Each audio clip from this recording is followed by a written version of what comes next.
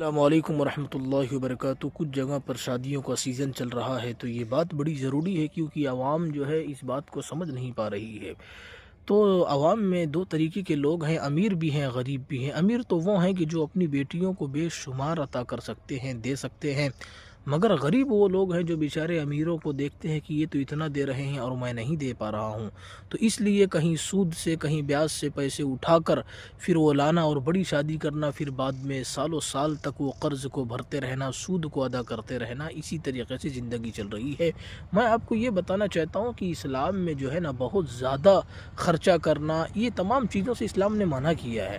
اسلام میں شادی جو ہے وہ سادگی کے ساتھ میں رکھی گئی ہے۔ آقا کریم کی حدیث بھی ہے نا کہ وہ نکاح سب سے زیادہ برکت والا ہے جو سب سے کم خرچے میں ہو۔ تو نکاح کو آسان کرو، امیر باپ ہوں یا غریب باپ ہوں، یہ سوچنا چاہیے کہ ہماری جتنی حیثیت ہے، حیثیت کے اعتبار سے آپ کو اور ہمیں خرچہ کرنا چاہیے۔ حیثیت سے بڑھ کر کسی کو دیکھ کر اپنے سر کو نہیں پھوڑنا چاہیے۔ غریب ہیں تو غریبوں کے اعتبار سے، امیر ہیں تو امیروں کے اعتبار سے۔ بات اچھی لگے لائک سبسکرائب ضرور کرنا۔